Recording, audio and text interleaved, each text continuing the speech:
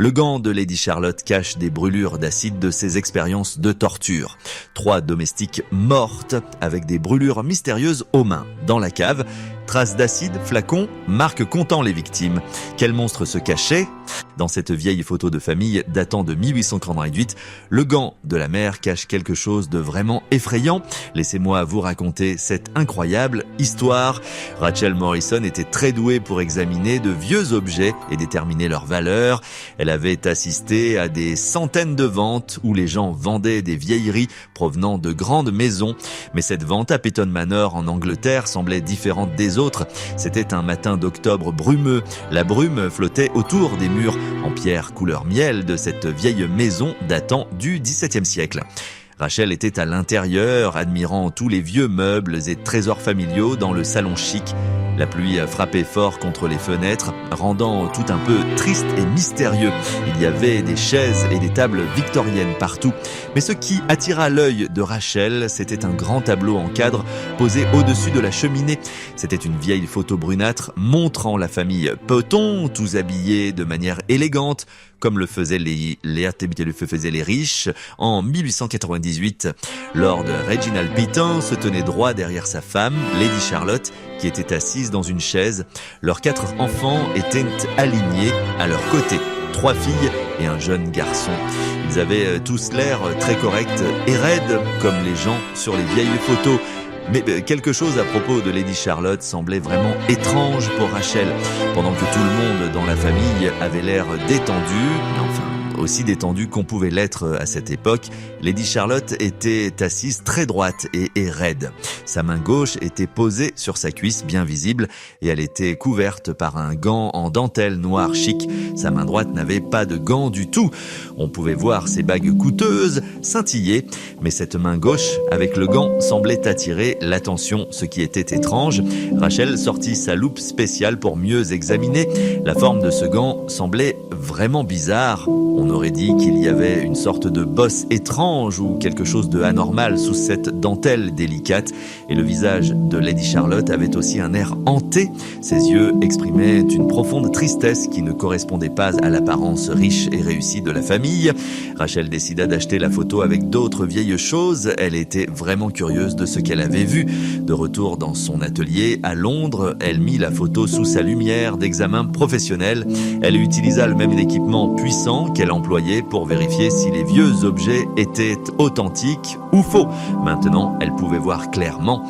Il y avait définitivement quelque chose de différent entre les 2 mains de Lady Charlotte.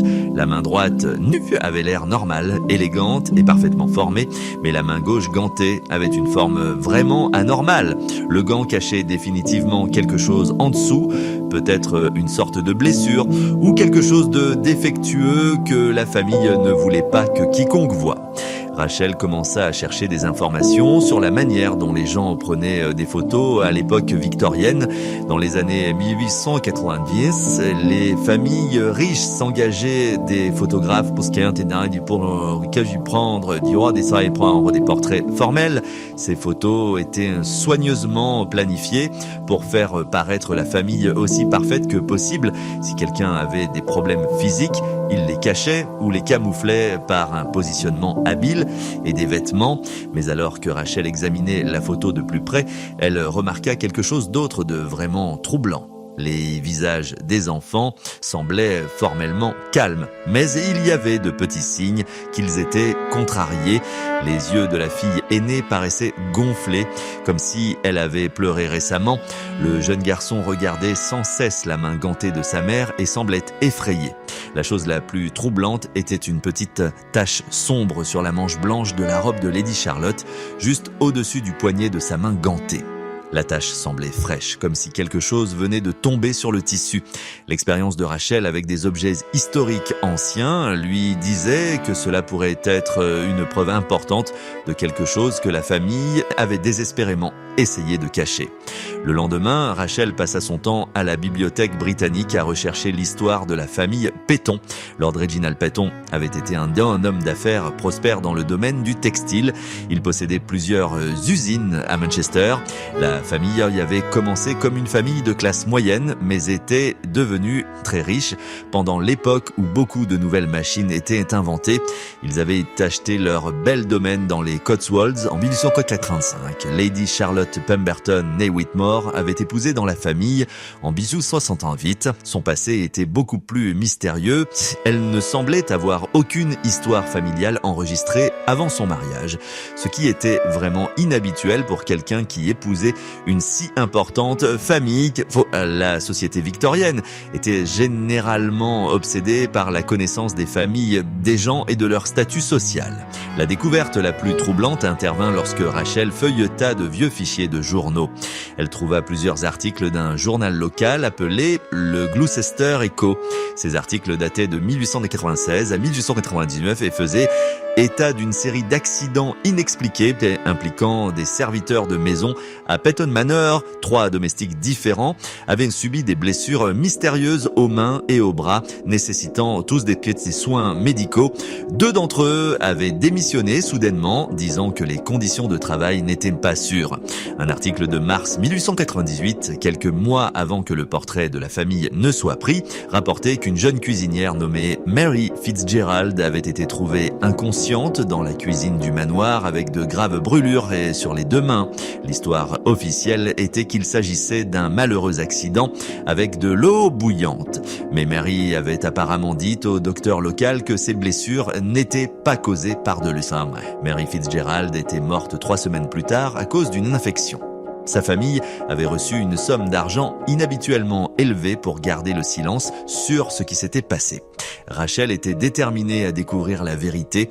Elle contacta le docteur James Whitfield, un historien local spécialisé dans les dossiers médicaux victoriennes. Son arrière-grand-père avait été le médecin du village dans les années 1821-90 et avait conservé des notes détaillées sur ses patients. Ces notes avaient été sauvegardées dans la collection de papiers de la famille. Le docteur Whitfield rencontra Rachel dans un salon de thé à Chipping Campden. Il apporta un journal relié en cuir, rempli de l'écriture soignée de son ancêtre. « Mon arrière-grand-père était très méticuleux », expliqua-t-il, feuilletant le journal aux entrées de 1888. Il notait tout, même quand les familles voulaient garder les choses secrètes. Les entrées concernant le personnel de la maison Peyton étaient profondément troublantes. Le médecin avait traité plusieurs serviteurs pour ce qu'il décrivait comme des brûlures chimiques d'origine inconnue. Ces brûlures impliquaient toujours les mains et les bras. Ces notes suggéraient qu'il ne s'agissait pas d'accidents, mais de blessures délibérées causées par quelqu'un ayant accès à des produits chimiques dangereux. L'entrée la plus révélatrice était datée du 15 septembre 1808. Nina Newt appelé à Peyton Manor pour examiner la main de Lady Charlotte. Étrange blessure sous son gant, semble être une brûlure auto-infligée, peut-être à cause d'un acide ou de la soude. La patiente refuse d'expliquer la cause, prétend qu'il s'agissait d'un accident en jardinant. Les enfants présents semblaient effrayés, recommandaient une attention médicale immédiate. Mais Lady Charlotte a insisté pour traiter la blessure elle-même. Qu'est-ce le plus préoccupant que j'ai rencontré? Là, Dr. Whitfield leva les yeux avec sérieux. Mon arrière-grand-père pensait que Lady Charlotte se blessait délibérément, ainsi que les autres, mais il n'a jamais pu le prouver. L'influence de la famille a empêché toute enquête officielle. Le timing de cette blessure, juste avant leur portrait de famille, suggère qu'elle essayait de cacher des preuves de ses actions. Les recherches de Rachel la conduisirent aux archives de Peyton Industries, l'entreprise familiale de fabrication de tissus. Dans les dossiers de l'entreprise, conservés au Centre de patrimoine industriel de Manchester, elle découvrit que les usines de Lord Reginald avaient expérimenté de nouveaux procédés chimiques pour la teinture et le traitement des tissus dans les années 1890. Parmi les lettres commerciales, elle trouva des factures américaines pour de grandes quantités d'acide sulfurique, d'hydroxyde de sodium et d'autres produits chimiques dangereux livrés directement à Peyton Manor et non aux usines. Les quantités dépassaient de loin ce qui serait nécessaire pour des usages tâches ménagers normaux comme le nettoyage ou la lessive. Une lettre d'un fournisseur de produits chimiques datée de juin 1898 souleva des alertes. Lord Patton, nous devons exprimer notre inquiétude concernant les commandes répétées d'acide concentré livrées à votre résidence privée. Notre assurance responsabilité nous oblige à nous renseigner sur l'utilisation prévue de ces substances, notamment compte tenu de leur nature dangereuse si elles sont mal manipulées. Rachel trouva également des dossiers d'employés montrant qu'un nombre inhabituellement élevé de serviteurs quittèrent leurs emplois entre 1896 et 1829. Plus révélateurs étaient les lettres de démission. Beaucoup d'entre elles mentionnaient des inquiétudes concernant les conditions de travail et la peur pour leur sécurité personnelle. Plusieurs mentionnaient que Lady Charlotte avait pris l'habitude de passer de longues heures dans le sous-sol du manoir qui avait été transformé en ce qu'elle appelait son laboratoire chimique. Les pièces du puzzle commençaient à dessiner une image horrifiante, qui disait Lady Charlotte Patton avait utilisé l'accès de son mari à des produits chimiques industriels pour mener des expériences cruelles sur le personnel de la maison. Sa propre blessure à la main était soit un accident durant ses activités, soit une blessure auto-infligée délibérée pour tester ses méthodes. Armée de ses recherches, Rachel contacta les propriétaires actuels de Patton Manor, qui était maintenant un hôtel de luxe. La directrice, Madame Elizabeth Davis, était fascinée par l'enquête historique et accepta de montrer à Rachel les zones de sous-sol de l'immeuble. Le sous-sol avait été réaménagé pour un usage hôtelier. Des éléments victoriennes originales demeuraient dans ce qui avait été autrefois la cave à vin. Madame Davis souligna des taches inhabituelles sur les murs et le sol en pierre, des marques sombres qui avaient résisté à des décennies de tentatives de nettoyage. Les propriétaires précédents ont mentionné avoir trouvé du matériel étrange ici pendant des rénovations dans les années 1960, expliqua Madame Davis. Des contenants en verre, des instruments en métal, des choses qui semblaient plus adaptées à un laboratoire qu'à une cave à vin. Tout a malheureusement été jeté, mais l'œil entraîné de Rachel remarqua quelque chose que les rénovateurs avaient manqué. Derrière un mur plus récent, elle découvrit des égratignures et dans la pierre qui semblaient être des initiales, CP 1898, suivies de ce qui ressemblait à des marques de comptage, des dizaines de petites égratignures regroupées par 5. Le plus inquiétant était un segment de mur où les pierres montraient des signes de dommages causés par des acides, créant des marques de cratères et des décolorations. Le motif laissait penser à des éclaboussures répétées ou à une application délibérée de substances corrosives. Rachel photographia tout, les mains tremblantes alors qu'elle réalisait qu'elle se tenait dans ce qui avait probablement été la chambre de torture de Lady Charlotte.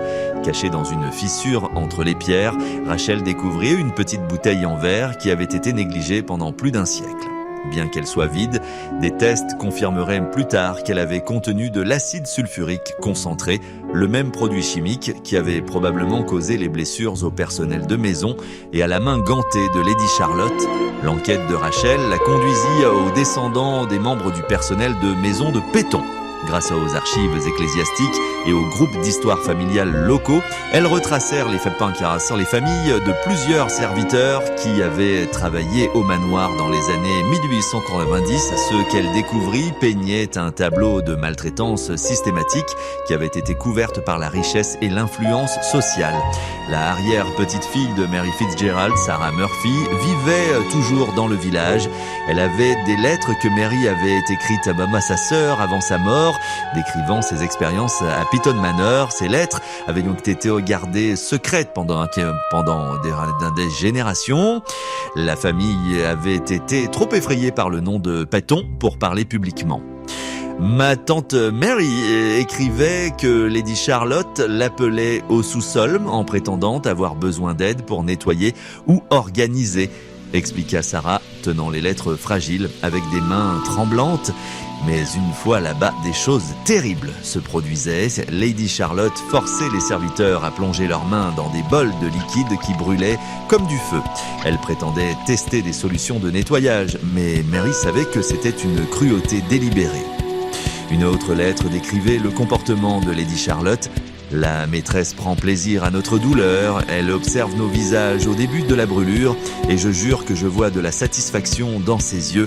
Elle prend des notes dans un registre sur combien de temps nous pouvons supporter la douleur avant de crier.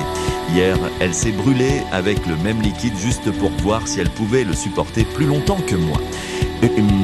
La dernière lettre, écrite quelques jours avant la mort de Marie, était la plus hantante. J'ai peur de ne pas survivre plus longtemps. L'infection causée par mes brûlures empire chaque jour et Lady Charlotte refuse de permettre un traitement médical approprié. Elle dit que la douleur est nécessaire pour la compréhension scientifique. Je prie pour que quelqu'un expose un jour sa méchanceté. Rachel partagea les lettres de Mary Fitzgerald avec le Dr Sarah Chen, une experte judiciaire spécialisée dans les affaires historiques. L'analyse du Dr Chen des blessures et des symptômes décrits peignait un tableau clair de torture systématique déguisée en accident domestique.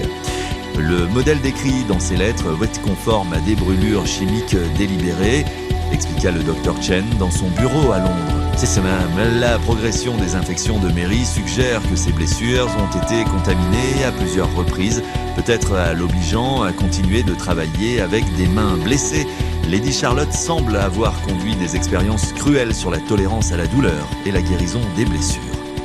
Le Dr Chen examina des photographies haute résolution du portrait de famille, se concentrant sur la main gantée de Lady Charlotte. La bosse sous le gant est conforme à des cicatrices sévères causées par des brûlures acides. La façon dont elle positionne sa main suggère qu'elle cache une défiguration significative, probablement auto-infligée, pour tester sa propre tolérance à la douleur face à celle de ses victimes. L'experte judiciaire remarqua également des détails subtils que Rachel avait manqués, de minuscules taches sur la robe de Lady Charlotte qui semblaient être des trous de brûlure causés par des éclaboussures d'acide et une légère décoloration sur sa main droite suggérant une exposition chimique récente. Cette femme souffrait clairement de ce que nous reconnaîtrions maintenant comme un trouble de la personnalité sadique, conclut le Dr Chen, mais elle prenait du plaisir à infliger de la douleur et utilisait sa position sociale pour éviter les conséquences. Le portrait de famille a été pris peu après sa propre blessure, peut-être pour créer une image normale avant que les preuves de ses activités ne deviennent trop évidentes à cacher. Le gant ne cachait pas seulement une blessure physique, il cachait l'évidence de la vraie nature de Lady Charlotte en tant que tortionnaire en série. Le dernier aboutissement de Rachel intervint lorsqu'elle découvrit des lettres entre Lord Reginald Pitan et son avocat trouvées dans les anciens dossiers du cabinet. Les lettres de fin 1498 révélaient que Lord Reginald avait pris conscience des activités de sa femme et tentait désespérément de contenir le scandale. L'état de ma femme s'est aggravé au-delà de ma capacité à gérer. Écrivait-il à son avocat. Le personnel de maison vit dans la terreur et j'ai peur que ces expériences les finissent par entraîner une mort qui ne pourra pas être expliquée. J'ai parlé avec le docteur Morrison de traitements possibles pour sa maladie mentale, mais elle refuse toute aide. La réponse de l'avocat était tout aussi révélatrice. Étant donné la récente mort de la jeune Fitzgerald et les questions de sa famille, je vous conseille fortement de retirer Lady Charlotte de la maison immédiatement. Les paiements aux familles des victimes ont été substantiels, mais notre capacité à les garder silencieuses est limitée. Envisager un long séjour dans un hôpital psychiatrique privé. Mais les lettres ultérieures de Lord Reginald montraient son unwillingness à placer sa femme dans une institution, craignant le scandale social. Au lieu de cela, il choisit de déménager toute la famille dans leur maison de Londres et de vendre Piton Manor, affirmant que la santé de Charlotte nécessitait un changement de climat. Le portrait de famille, réalisa Rachel, avait été pris comme une dernière image formelle avant leur départ hâtif des Cotswolds. La main gantée de Lady Charlotte cachait non seulement ses cicatrices physiques, mais aussi les preuves de crimes qui auraient pu détruire la réputation de la famille à jamais. Le sombre secret sous le gant représentait une campagne systématique de torture qui avait été couverte par la richesse, le privilège et la volonté de la société victorienne d'ignorer la souffrance des serviteurs. 6 mois après sa découverte, Rachel se tenait devant un auditorium comble aux Archives nationales, présentant ses conclusions sur Lady Charlotte Peyton et le sombre secret caché sous son gant. Le portrait de famille, désormais correctement compris, servait de preuve d'un des cas d'abus en série les mieux cachés de l'Angleterre victorienne. Sarah Murphy, l'arrière-petite-fille de Mary Fitzgerald, était assise au premier rang, les larmes coulant sur son visage, alors que Rachel révélait la vérité sur la mort de son ancêtre. Pendant plus d'un siècle, notre famille a porté la honte de la prétendue maladresse de Mary à travers des accidents de cuisine, dit-elle ensuite. Savoir enfin la vérité, qu'elle a été assassinée par son employeur, apporte à la fois douleur et soulagement. L'hôtel Peyton Manor accepta de mettre en place une plaque commémorative honorant Mary Fitzgerald et les autres victimes, s'assurant que leur souffrance ne serait pas oubliée. Le sous-sol où Lady Charlotte menait ses expériences fut transformé en un petit musée sur les vies cachées des serviteurs de maisons victoriennes. Le Dr Chen publia un article médical analysant l'affaire, aidant les gens à comprendre les modèles historiques d'abus en série. L'enquête de Rachel avait découvert non seulement les crimes d'une femme, mais aussi la façon systématique dont la société victorienne protégeait les riches tout en ignorant la souffrance des impuissants. Alors que Rachel regardait le portrait de famille une dernière fois avant qu'il ne soit donné au musée, elle pensa à la façon dont un seul détail, un gant élégant cachant d'horribles cicatrices, avait révélé une vérité cachée depuis plus d'un siècle. Le sombre secret de Lady Charlotte était enfin exposé, apportant justice aux victimes dont les voix avaient été réduites au silence par la classe, l'argent et la volonté de la société de détourner le regard des vérités inconfortables. Le gant avait caché plus que des dommages physiques, il avait dissimulé un monstre.